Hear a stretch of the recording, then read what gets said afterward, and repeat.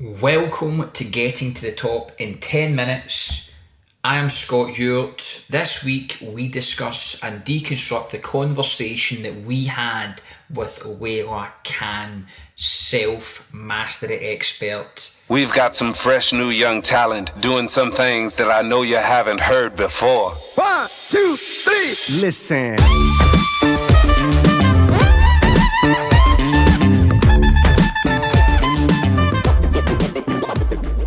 The whole conversation was a rather interesting one.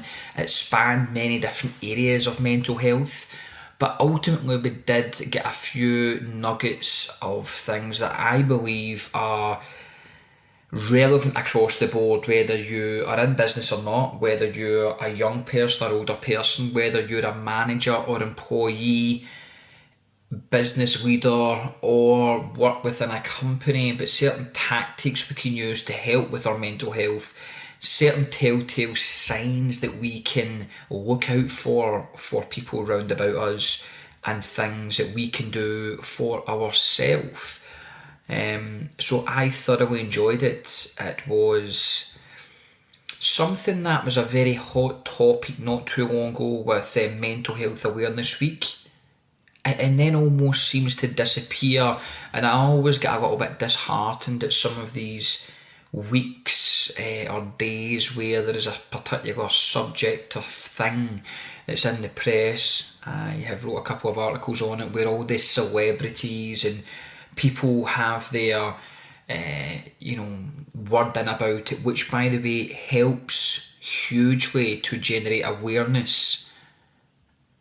However, after that day or week has surpassed, you tend to find that the conversation literally drops off the edge of a cliff, and it's not the thing to be discussing anymore, which is rather upsetting, particularly for a subject like mental health.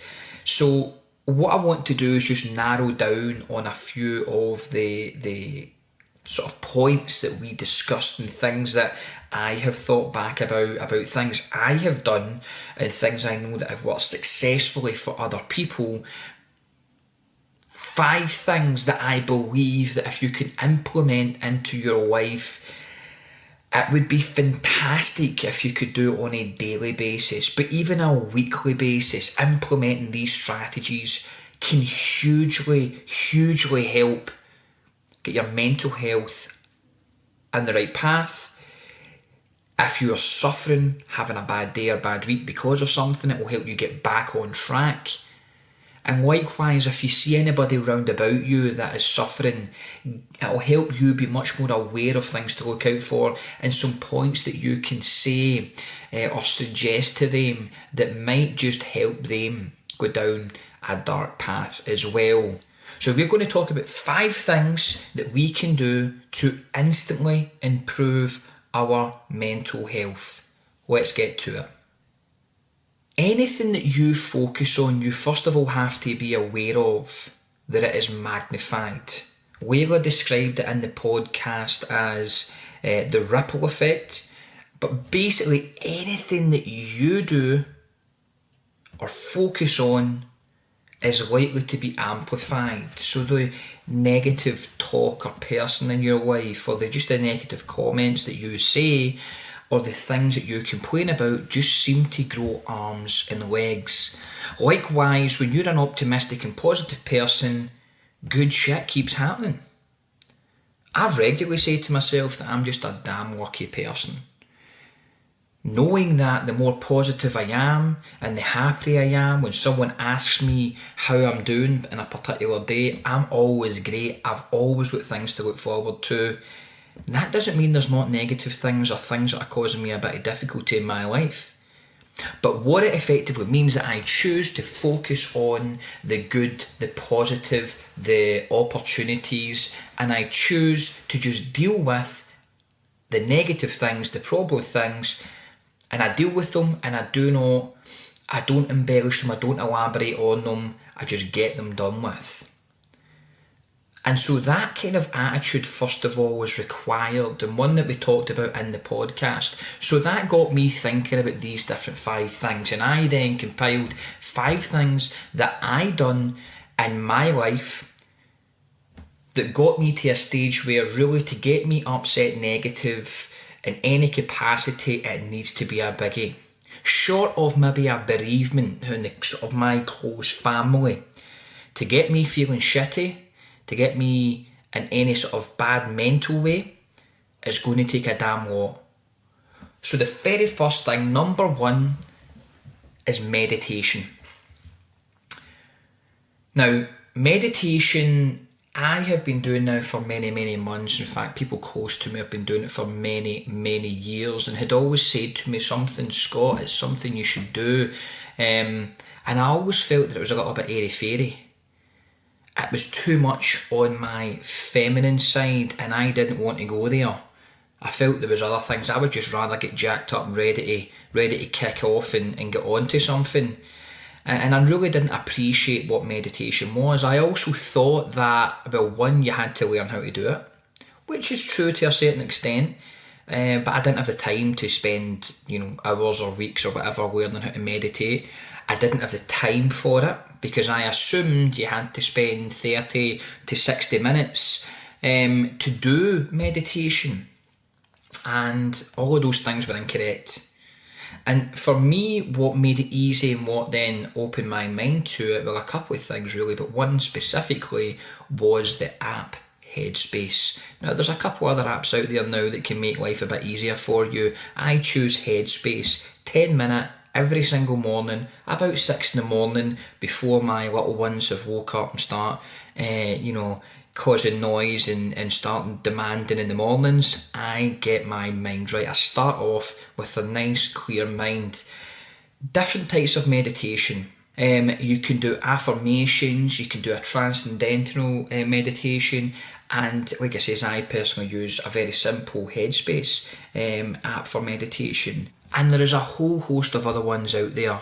They seem to be the ones that you hear about the celebrities doing, and just in certain spaces, these are the kind of ones that people do. I listen to the Headspace app 10 minutes each day. The one I'm doing right now is the productivity one. Very similar techniques the whole way through. I tell you what, it's one that I find difficult in terms of why do I meditate and how can I explain it? But to try and get it down, to try and explain it to you, it just puts me in I feel very balanced after I do meditation. I then feel that I'm able to make decisions much clearer, much better, much quicker. I feel able to deal with things in a much better way as well. I actually am more empathetic after I do meditation as well. What I mean by that, I've always said for a long, long time, I am not a sympathetic person.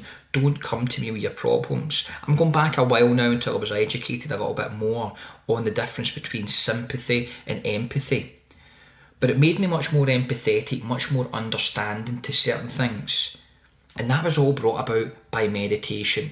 I would highly encourage you for 10 minutes each day, longer if you can manage, even throughout the day, but I like to do it first thing in the morning, is to get some nice, relaxed meditation done. It just sets me off the day in the right way. Number 2 is reflection. Now, this is a point where I really enjoy.